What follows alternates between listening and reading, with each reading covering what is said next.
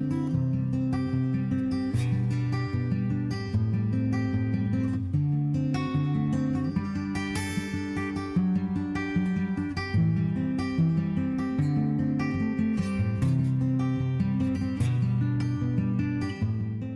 is Sand Pond. Located west of Route 11 in East Baldwin, it is managed principally for warm water fish species. And the species that are in this pond consist of brook trout, largemouth bass, white perch, yellow perch, minnows, white sucker, horned pout, and pumpkin seed sunfish. It is a beautiful pond that should be visited by many. This is Baldwin's Water Tower. It's located on 113 across from Whistle Stop. It is currently not in use anymore, but is a nice tourist attraction and it is a part of Baldwin's rich history.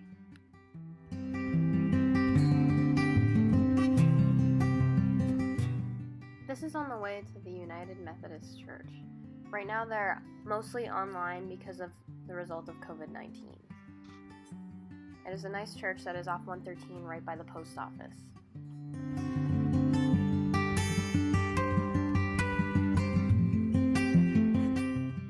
This is the Baldwin Historical Society.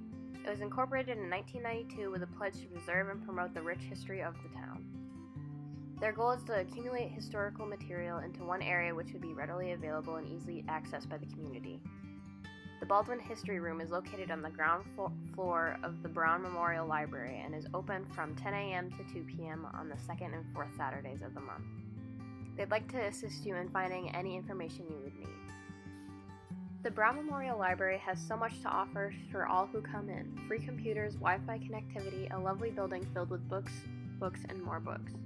As a quaint library and a home to the Baldwin Historical Society and many local historic artifacts and books, it is a great library to visit. This is the Baldwin, Maine Soldiers Monument and Memorial. It is an all-wars monument in honor of the citizens of Baldwin, Maine who served in the Army or Navy of the United States in time of war. It is made of granite and bronze, with granite pillars with a bronze plaque surrounded by 3 flagpoles, another similar granite memorial, and multiple granite stone markers. This is Ingalls Pond, and as a resident of West Baldwin, I visit this place often in the summertime and in the fall. It is a wonderful fishing spot and is a place that I used to go ice skating in. It is a great view to see, and I recommend it to anyone that's willing to visit West Baldwin.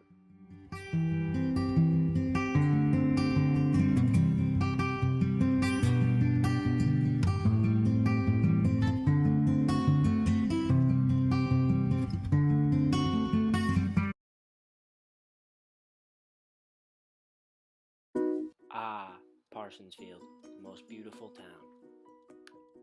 Home to the beautiful Parsem, which has an awesome haunted house.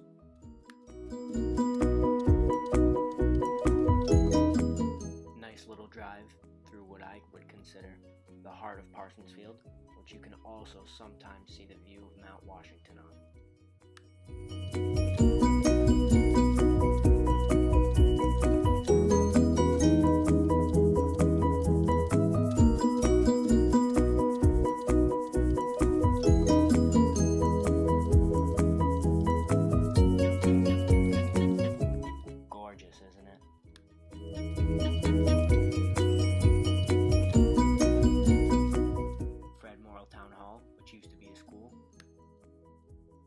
Beautiful Randall Lake out in the sticks.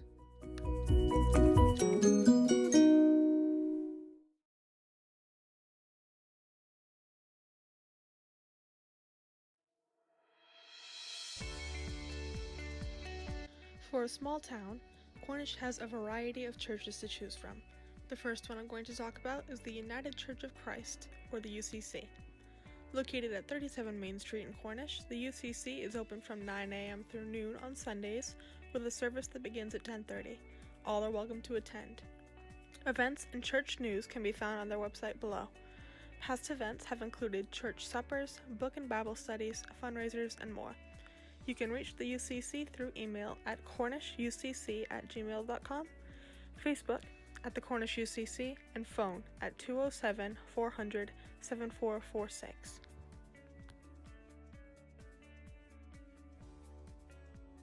The second church I'm going to talk about is the Hilltop Baptist Church, formerly the Cornish Elementary School.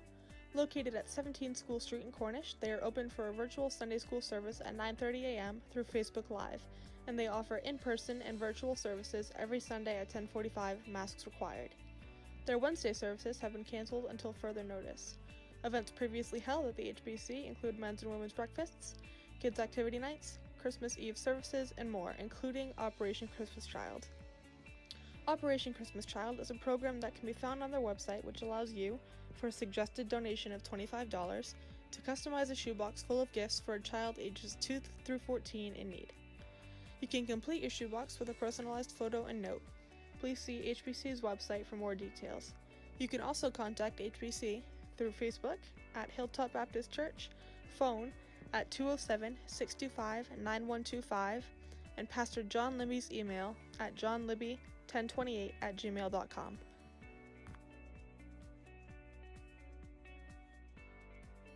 Next up is Thompson Park, one of Cornish's most popular attractions. Located right on Main Street, Thompson Park offers an excellent place for locals to relax in the outdoors, bring their dogs, read a book, or observe some of the local businesses. Directly across the street are businesses such as eating establishments, craft stores, antique shops, libraries, and more. However, there is just as much to see inside the park as there is across the street. Inside, you can find a memorial with a list of names honoring Cornish citizens who fought in the Revolutionary War, the Civil War, World War I, World War II, the Korean War, and the Vietnam War. As well as this memorial, you can find a sign with a map of Cornish and the surrounding towns, and a list of local businesses including lodging, craft shops, recreational facilities, and other services. Next up is the Bonnie Memorial Library, located at 36 Main Street. Their modified COVID-19 hours are as follows: closed on Sundays and Fridays, open Monday and Wednesday 10 a.m. to 1 p.m. and 3 p.m. to 7 p.m., Tuesday and Thursday 3 p.m. to 6 p.m., and Saturday 10 a.m. to 1 p.m. The library is open to visitors with a maximum of 5 people at a time, wearing masks and maintaining 6 feet of distance. Public computers are available by appointment for 2 people at a time with a 30-minute time limit. Wi-Fi is available 24/7. You can contact the library by phone at 207-625-8083, Facebook at Bonnie Memorial Library, email at libdirector@bonnielib.org, and you can learn more on their website at www.bonnielib.org.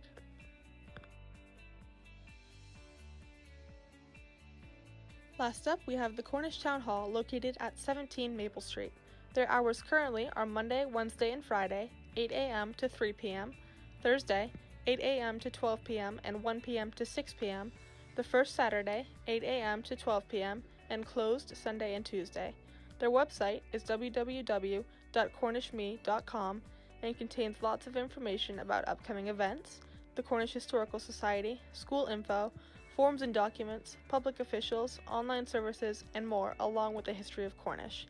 You can reach the town office by phone at 207-625-4324, fax at 207-625-4416, and email at townoffice@cornishme.com.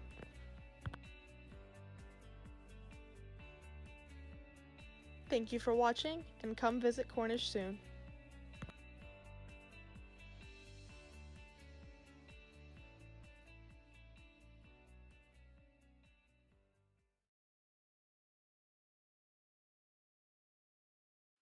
The town of Porter. The town of Porter was purchased in 1795 by a group of men. It was incorporated in 1807 with its first name of Porter's Field Plantation, but was later changed. The town of Porter has 33 square miles. On the south side lays the Ospey River. On the southeast side lays hills, mountains, lakes, ponds. This was the oldest photo I could find. It was the very first Porter post office. I have no recollection of when it was made or created, as I can't find a way to find that. Here's a photo of a young couple in the 1900s at Devil's Den overlooking Concord Pond. Many visitors go to this place yearly, whether by hiking, four-wheel riding, snowmobile riding, or using any type of ATV to see this wonderful sight. Here is the old Porter Meeting House. It was first created in 1824 and lasted until 1911. It was used for town meetings, town conversation, and church services. However, From 1947 to 2011, people held a yearly Labor Day Sunday church service. This is the bridge that separates Porter from Parsonsfield. Here is now the sadly torn down and abandoned woolen mill. It was established in 1881 by Allen Gardner and operated until 2000. It is now owned by the town of Parsonsfield, but while it was run by Porter, it helped many families and people get jobs. Here is a local Sockeye Valley Health Center. It was founded in 1976 and still runs and helps families till today. Here is the Porter Town Hall. It has been the site for town conversations and town meetings for quite some time now. This is also the newly created Porter Town Hall building. Here is the Keyser Falls Public Library. It's not just a library, it is a place for people to go get help and have many resources. It has been open for over 30 years now. Here is a Parsonsfield Porter covered bridge. Both towns decided to take up this project in 1858 together, and it was built in 1876. Traffic has no longer been able to go on this bridge since 1960, and in 1967, a major restoration took place. All in all, Porter is a great place to visit and a fantastic place to be raised and live.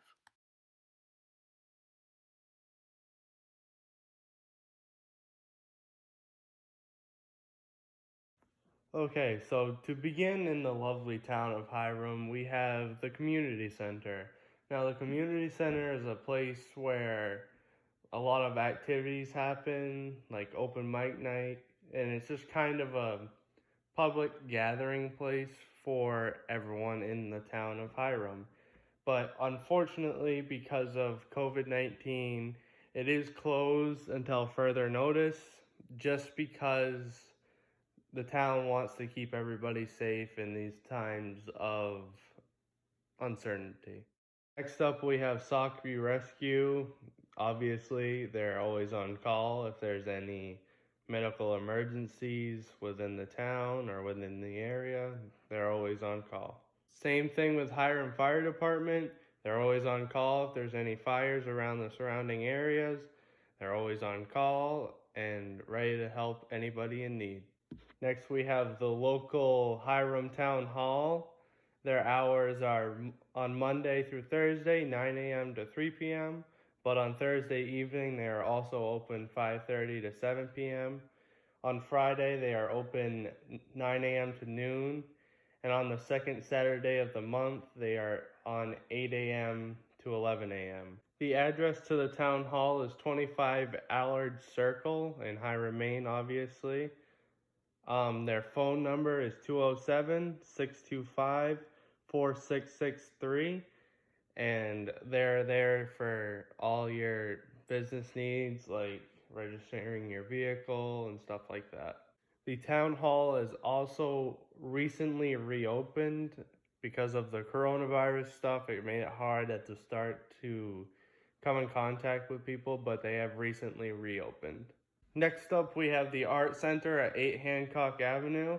Now, the Art Center offers concerts, art shows, presentations, classes, yoga, music practices, game groups, meeting space, and other activities, as well as facility rentals on usual occasions. I don't believe that they are open right now because of the coronavirus pandemic, but I'm sure it will open up once this is all over. And finally, we have the Soldiers Memorial Library, which has been a staple of Hiram's history. It is located on 85 Main Street, and their number is 207-625-4650. Now, the story behind the library is that they wanted a building to recognize all the people from Hiram that have defended our country's flag. And there's a big plaque with the names of over 300 soldiers who served in conflicts. And on this rock right here, it basically says the building was dedicated to the men of Hiram who served their country in World Wars I through II and the Korean War. And I find this very humbling as someone who has family from Hiram. Now, unfortunately, because of the coronavirus, it kind of hindered the ability for it to stay open.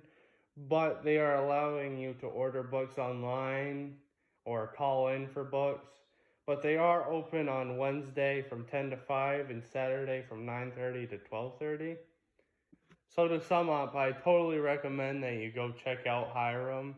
It's definitely a cool place to visit. There's a lot of history there. And obviously I didn't cover everything in Hiram, so you can go out and explore all the greatness of our small town. Thanks.